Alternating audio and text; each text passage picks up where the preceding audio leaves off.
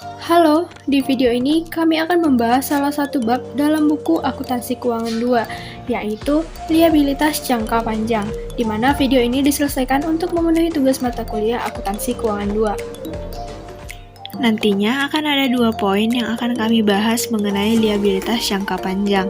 Yang pertama adalah hutang obligasi, dan yang kedua adalah wesel bayar jangka panjang. Sebelum itu, kita harus tahu terlebih dahulu dari manakah asal liabilitas jangka panjang ini. Sumber pendanaan perusahaan terdiri dari dua, yang pertama dari pemilik dan yang kedua dari kreditur, di mana pemilik menghasilkan ekuitas dan kreditur menghasilkan liabilitas. Dan liabilitas ini terbagi menjadi dua. Yang pertama adalah liabilitas jangka pendek, dan yang kedua liabilitas jangka panjang.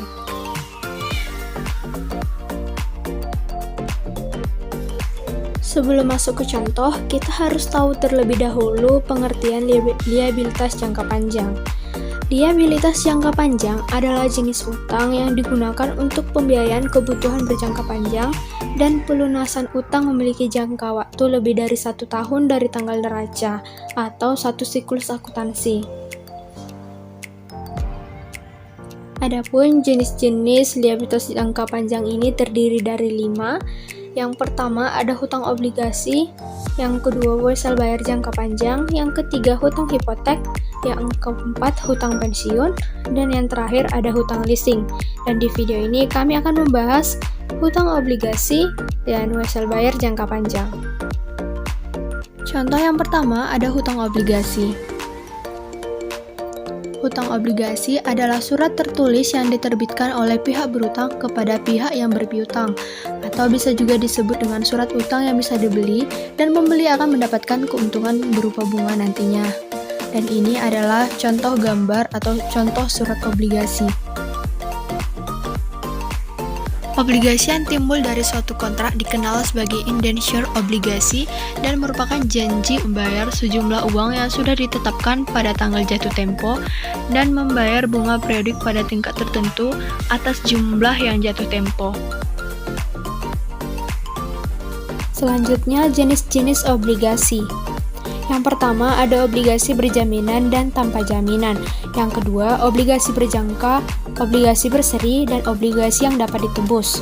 Yang ketiga, obligasi konvertibel, obligasi yang didukung komoditas dan dengan diskonto besar. Yang keempat, ada obligasi terdaftar dan obligasi atas unjuk. Yang kelima, ada obligasi dan obligasi pendapatan. Bagaimanakah penilaian obligasi ini? Yang pertama, ada penerbitan obligasi ke publik emiten harus menetapkan penjamin emisi, mendapatkan persetujuan regulasi atas penerbitan obligasi, menjalani proses audit, dan menerbitkan prospektus dan memilih obligasi tercetak. Yang kedua, ada harga jual ditetapkan oleh mekanisme permintaan dan penawaran, resiko relatif, kondisi pasar, dan keadaan ekonomi. Adapun bunga yang dibayarkan kepada pemegang obligasi, rumusnya suku bunga nominal dikali nilai nominal obligasi. Teman-teman sekalian pasti pernah mendengar atau tidak asing dengan kata premium, nilai pari, dan diskon. Tapi apakah teman-teman bisa membedakannya atau mengklasifikasikannya dengan cepat? Maka di pembahasan ini kami akan menjelaskannya dalam bentuk skema. Diasumsikan kupon obligasi sebesar 8%. Nah, jika suku bunga pasarnya adalah 7%, maka obligasi dijual pada premium. Muncul kata premium, berarti premium keadaan di mana kupon obligasinya lebih besar dari suku bunga pasar. Lalu yang kedua, jika suku bunga pasarnya adalah 8%, maka obligasi dijual pada nilai pari, di mana kupon obligasi sama dengan suku bunga pasar. Nah, yang ketiga, ada suku bunga pasarnya 12%, maka obligasi dijual pada diskon. Yang artinya kupon obligasinya lebih kecil dari suku bunga pasar. Banyak contoh soal yang memberikan informasinya, yaitu bunga nominal dan bunga efektif. Sebenarnya bunga nominal ini sama dengan kupon dan bunga efektif sama dengan suku bunga pasar. Kita masuk kepada contoh. PT Karisma menerbitkan obligasi senilai 5 juta pada tanggal 1 Januari 2012 Jatuh temponya dalam 4 tahun dengan kupon 8% yang dibayarkan setiap tanggal 1 Januari. Lalu diminta yang pertama yaitu jurnal akuntansi jika suku bunganya 8%, dan yang kedua jika suku bunga pasarnya 6%, dan yang terakhir jika suku bunga pasarnya 10% dan dibayar 2 kali setahun, 1 Juli dan 1 Januari. Penyelesaian yang pertama untuk suku bunga pasar 8%, langkah pertama menentukan kuponnya sama dengan 8% dikali 5 juta sama dengan 400.000. Nah, untuk skema pembayarannya bisa kita lihat seperti gambar ini ya. Jadi pembayaran pertama itu pada Januari 2013 sebanyak 400.000 dan pembayaran terakhir Januari 2016 sebanyak 400.000 juga ditambah dengan pokoknya 5 juta. Langkah selanjutnya, mencari present value nominal, yang rumusnya nilai jatuh tempo per 1 tambah I dipangkat dengan N, sama dengan 5 juta per 1 tambah 8% pangkat 4. Hasil akhirnya yaitu 3.675.149 rupiah. Dan present value pembayaran bunganya sama dengan kupon dikali 1 kurang 1 tambah I dipangkat minus N per I. Maka 400.000 dikali 1 kurang 1,08 pangkat minus 4 per 0,08. Maka hasilnya adalah 1.324.851 rupiah. Selanjutnya mencari present value harga jual sama dengan nilai nominal ditambah pembayaran kupon. Jika dijumlahkan hasilnya adalah 5 juta. Karena dia pada nilai pari maka nilainya tetap sama. Maka jurnal yang diperlukan yang pertama pada saat penerbitan 1 Januari 2012, jurnalnya adalah kas pada utang obligasi sebesar 5 juta. Yang kedua yaitu penyesuaian pada tanggal 31 Desember 2012. Nah, penyesuaian ini dilakukan untuk mengakui beban bunga obligasi atau utang yang harus dibayar. Jurnalnya beban obligasi pada utang obligasi sebesar 400.000, dan yang terakhir ada pada saat pembayaran yang pertama ini jurnalnya adalah utang bunga obligasi pada kas sebesar 400.000. Yang terakhir ada saat jatuh tempo, rumusnya utang obligasi pada kas sebesar 5 juta. Untuk kasus yang kedua, suku bunga pasar 6% sama dengan yang pertama, dicari terlebih dahulu kuponnya 5 juta dikali 8% sama dengan 400.000, dan skema pembayarannya sama juga seperti sebelumnya.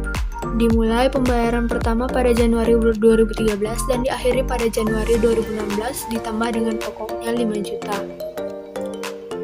Lalu mencari present value nominalnya sama dengan 5 juta per 1 tambah 0,06 pangkat 4 sama dengan 3.960.468 rupiah.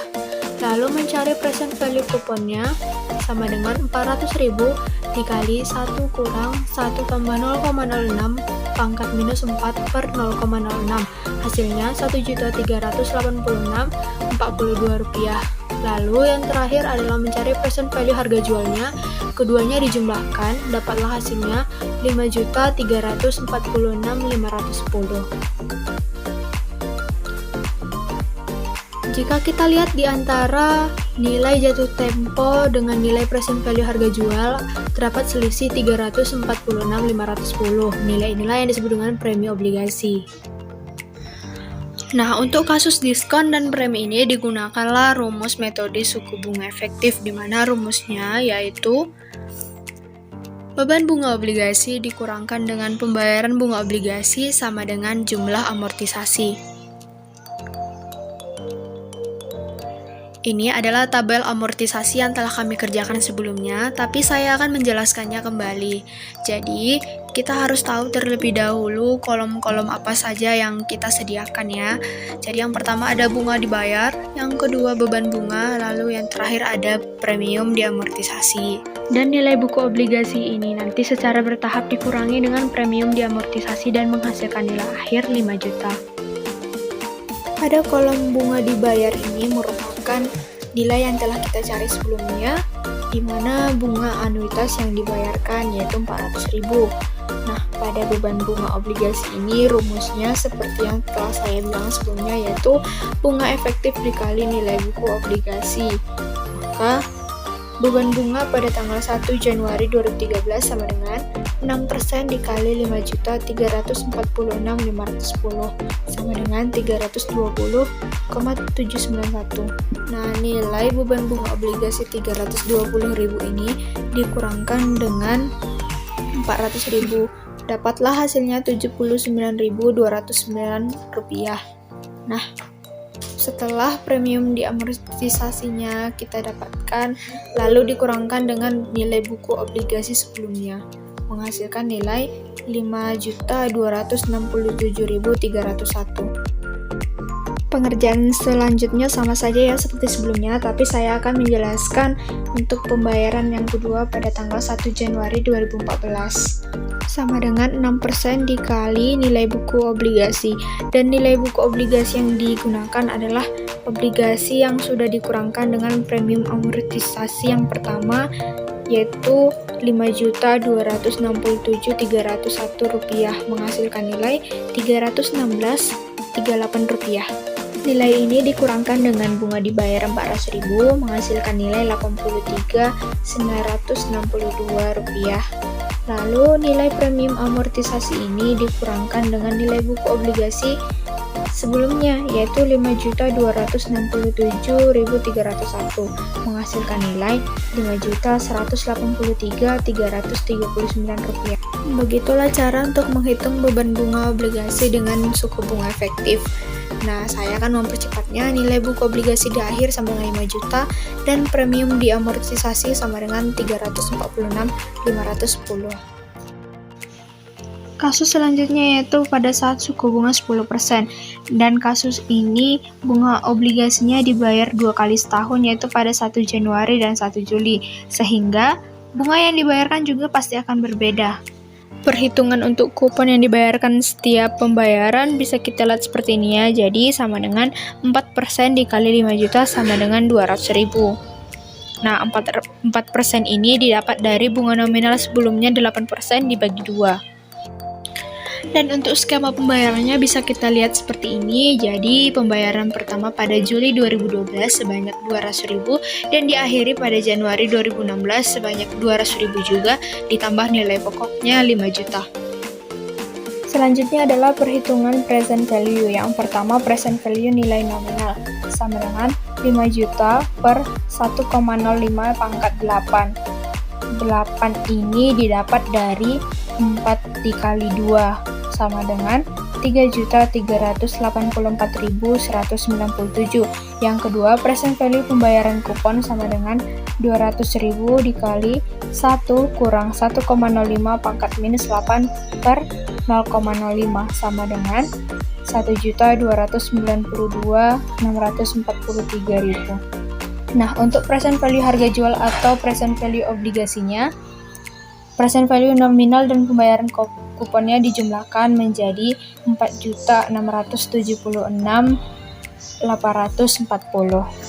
Terdapat selisih antara nilai jatuh tempo dan present value obligasi, yaitu sebesar 323.520, dan nilai inilah yang disebut dengan diskon obligasi. Dan ini adalah tabel amortisasi untuk kasus yang ketiga, dan bisa kita lihat bahwa pembayarannya itu dilakukan selama 8 kali mulai 1 Juli 2012 sampai 1 Januari 2016. Selanjutnya bisa kita lihat kolom bunga dibayar ya, dan ini merupakan angka yang telah kita cari sebelumnya, yaitu bunga yang dibayarkan setiap tanggal 1 Juli dan 1 Januari. Lalu pada kolom beban bunga efektif 10% yang tadi dibagi 2 menjadi 5%.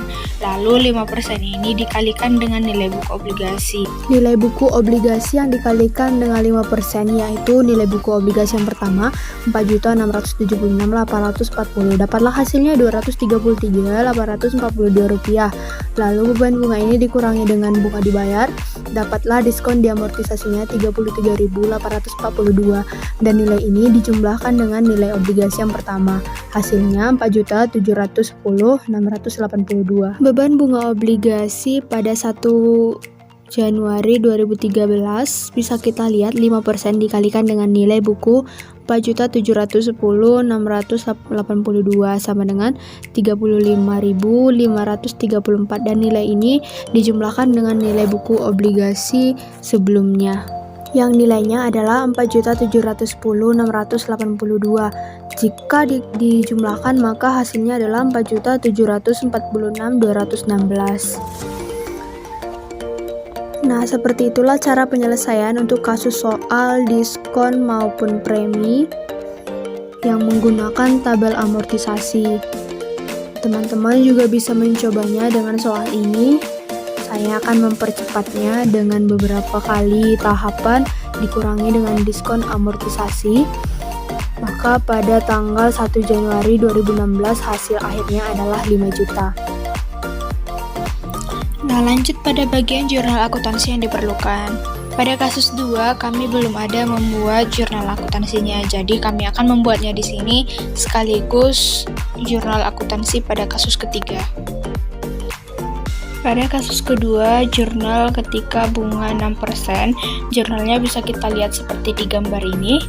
Yang pertama, jurnal penerbitan pada 1 Januari 2012, maka jurnalnya kas pada utang obligasi sebesar 5.346.510.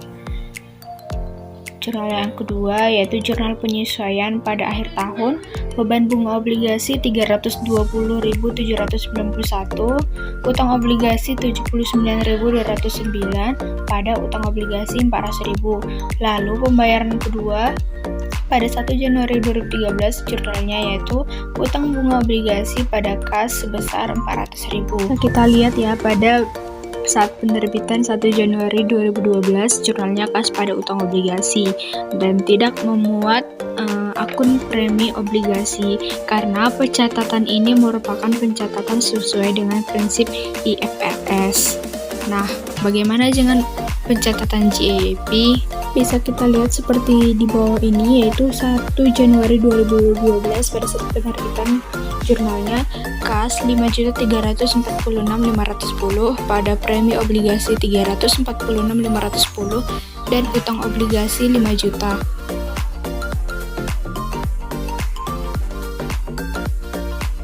Selanjutnya pada bunga 10%, maka jurnalnya bisa kita lihat pada gambar ini. Yang pertama pada saat penerbitan yaitu kas pada utang obligasi sebesar 4.676.840. Sama seperti sebelumnya, pencatatan ini merupakan pencatatan dengan prinsip IFRS. Lalu yang kedua, pembayaran pertama pada 1 Juli 2012, jurnalnya adalah beban bunga obligasi sebesar 233.842 pada utang obligasi 33.842 dan kas 200.000. Lalu jurnal penyesuaiannya pada akhir tahun yaitu beban bunga obligasi 235.534 pada utang obligasi 35.534 dan utang bunga obligasinya 200.000. Lalu pembayaran yang ketiga, pada 1 Januari 2013, jurnalnya yaitu utang bunga obligasi pada kas sebesar 200.000.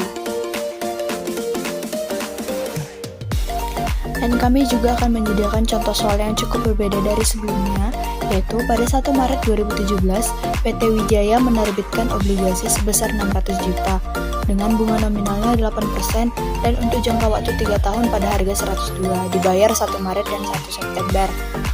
Ternyata obligasi dibeli atau ditarik kembali pada 1 September 2018 dengan nilai 103.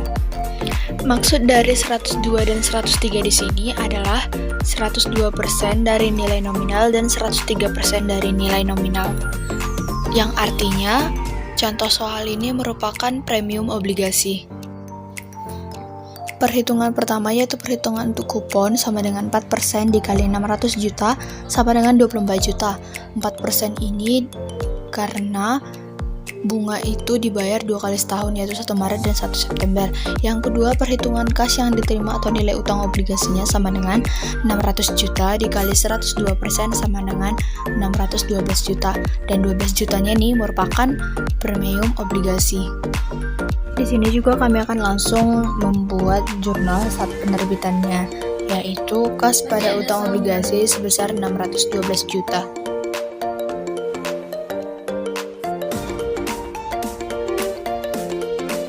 Dan ini merupakan tabel amortisasi yang telah kami kerjakan, di mana pada kolom tanggal yaitu 6 kali pembayaran mulai 1 September 2017 dan 1 Maret 2020.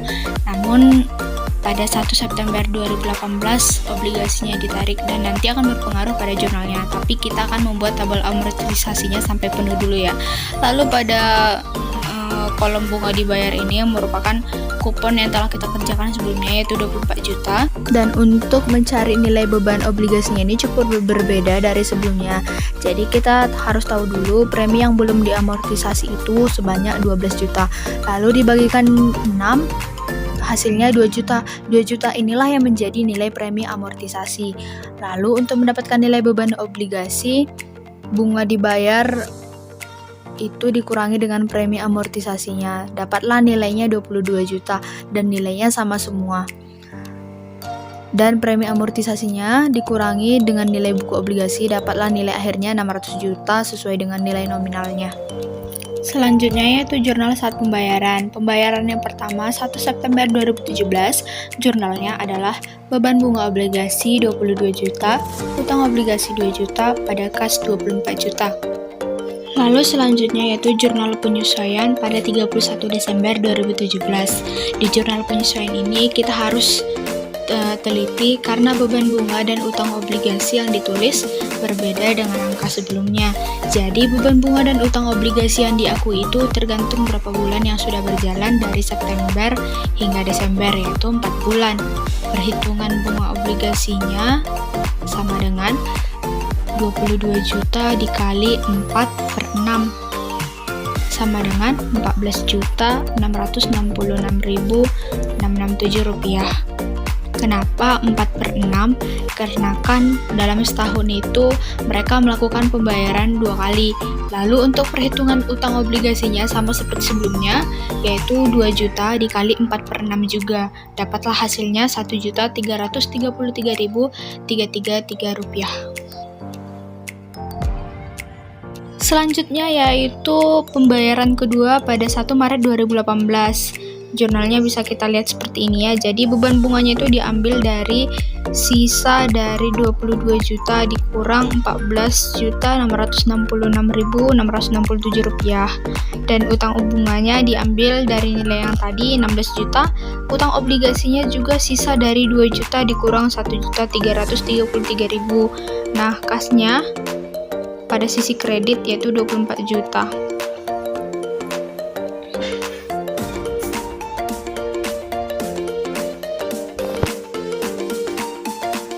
Pada soal dijelaskan pada 1 September 2018 obligasi ditarik kembali pada nilai 103.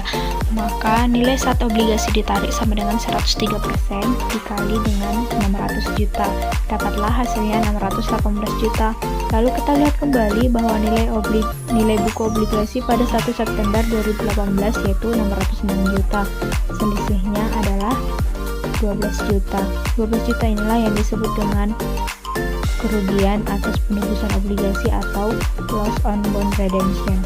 Dan jurnalnya yaitu utang obligasi 606 juta, kerugian penebusan obligasi 12 juta pada kas sebesar 618 juta.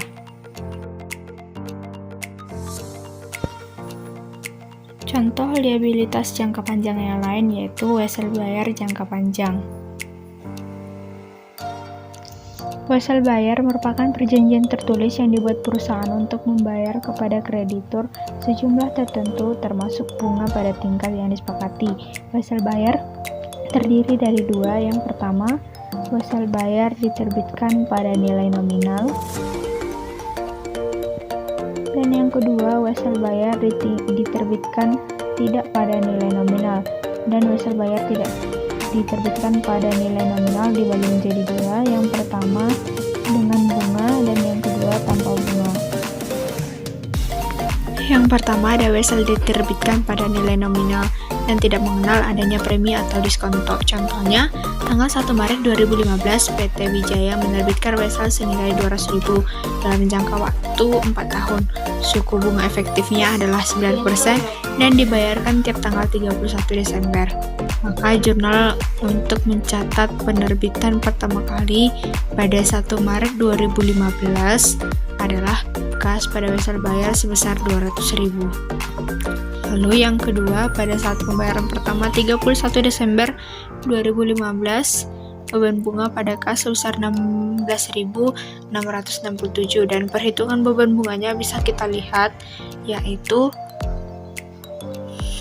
10% dikali 200.000 dikali 10 per 12. 10 didapat dari bulan berjalan dari Maret sampai Desember, yaitu 10. Nah, yang terakhir, pembayaran setiap tanggal 31 Desembernya penuh selama 12 bulan, yaitu beban bunga pada kas sebesar 20.000.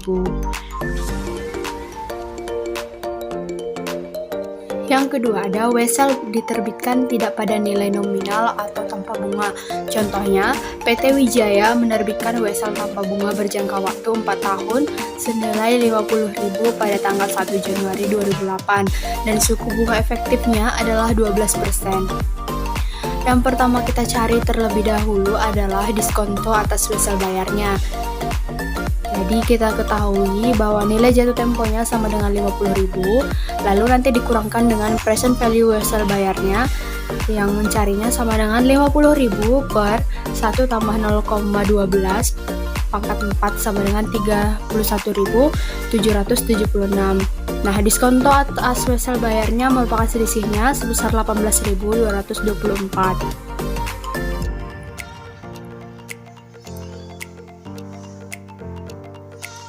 Lalu, jurnal atas penerbitan wesel ini bisa kita lihat kas sebesar 31.776, diskonto atas wesel bayar 18.224, pada wesel bayar di kredit sebesar 50.000.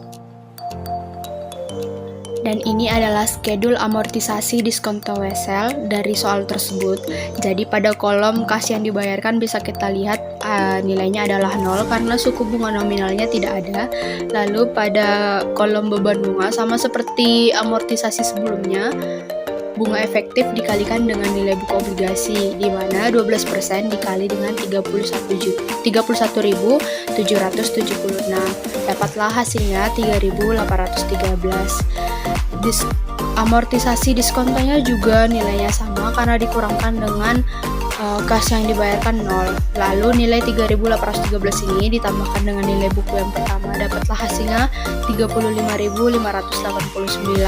Begitulah cara untuk mencari amortisasi diskonto wesel. Lalu untuk jurnalnya sendiri, pembayaran pertama 31 Desember 2008, jurnalnya adalah beban bunga pada kas sebesar 3.813. Pembayaran kedua juga beban bunga pada kas sebesar 4.271. Cukup sampai di sini pembahasan dari kelompok kami mengenai liabilitas jangka panjang, dan mudah-mudahan melalui video ini teman-teman sekalian lebih bisa mengerti mengenai materi obligasi dan wesel bayar jangka panjang. Sekian dan terima kasih.